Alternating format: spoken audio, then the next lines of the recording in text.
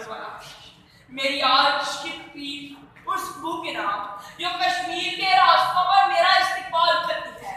میری آج کی گفتگو کشمیر کے کچے راستوں پر خاموشی سے کٹنے والی گردنوں کا نام. میری آج کی صحیح اس چہرے کے نام جس پر ہنسی ایک سوال بن چکی ہے. میرا آج کا بلبلا ان باہوں کے نام جن کی ٹہنیاں ٹوٹ گئی, ان ماؤں کے نام جن کے جگر چاک ہوئے, ان حسرتوں کے نام جو آج کسی محمد بن قاسم کی منتظر ہے, اور اس آس کے نام جو جہتی کشمیر کی منتظر ہے. ایک آہ اٹھی اور کہکاہوں میں دفن ہو گئی. ایک آہ اٹھی اور کہکاہوں میں دفن ہو گئی. میری آج کی بات اس آہ کے نام ایک آنسو چشمم سے ٹپکا اور زمین بوس ہو گئی. ایک آنسو چشمم سے ٹپکا اور زمین بوس ہو گئی. میری آج کی کاوش اس آنسو کے نام.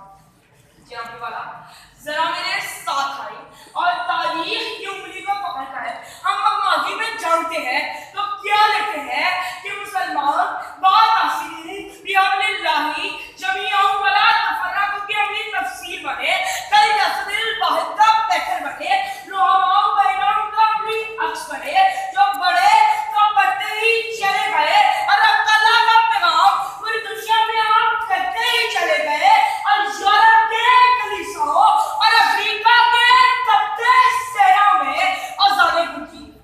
لیکن جب ہم آنکھی کو فراموش کر دیا, پھر اس نے ہمیں دکھایا کہ علاقہ خان نے بغداد میں ظلم کی بہار آئے, چنگیز خان نے کھوپڑیوں میں میلا تعمیر کی ہے, فلسطین کی گلیاں خون مسلم سے سرخ ہوئی, بغداد کا سارا علم فرات سے بہہ گیا.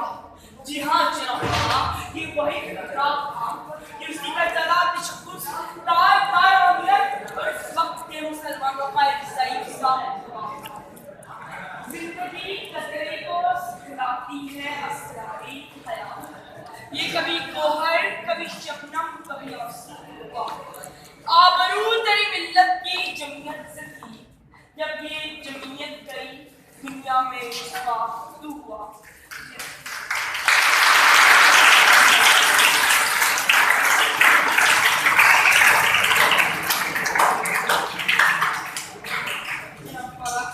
کشمیر کل بھی میرا تھا, کشمیر آج بھی میرا ہے, اور انشاءاللہ میرا ہی رہے گا. میں دیکھتا ہوں کشمیر پر ہونے والے مظالم کو, میں دیکھتا ہوں مودی سرکار کے بڑھتے ہوئے پاکستان کی شارک کی طرف, تو میرے جسم میں آگ لگتی ہے, اور میں دشمن کو یہ بتا دینا چاہتا ہوں, تخت آؤ تخت میں سے ہم ایک چناؤ کرتے ہیں, تخت آؤ تخت میں سے ہم ایک چناؤ کرتے